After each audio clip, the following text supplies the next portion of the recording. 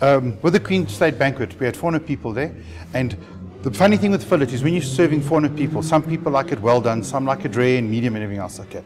So the technique is to get it all medium, that it's rare enough for the rare eaters and well done enough for the well done eaters. Okay.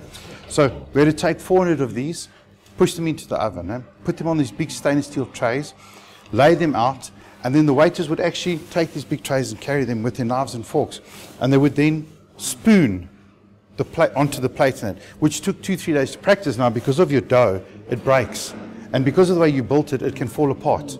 You know what I'm saying to you?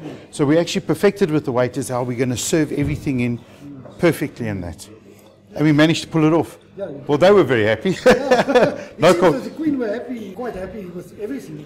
Sy was altyd gelukkig. Jy weet wat? You know, the thing is that I saw the human side of the people. They were funny, they were enjoyable. You could actually just walk up and speak to them and chat to them and, you know, interact with them in that. I mean, Prince Charles, what a winner. I'm one of his biggest ambassadors, purely for the fact that Prince Charles, hy's 'n goeie man, hy's 'n regte goeie seun. And I don't know, everyone's got such an issue with him.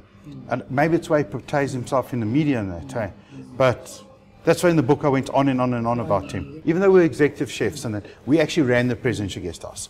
So when there were certain parts, 30% was used for media and meetings, 70% was for them. So we were the only South Africans who were allowed into the presidential guest house. And we used to work in suits, and we'd run and take our suit jacket off and put our chef jacket and cook, and we'd interact with everybody. But in the beginning, I was a bit starstruck with Mandela.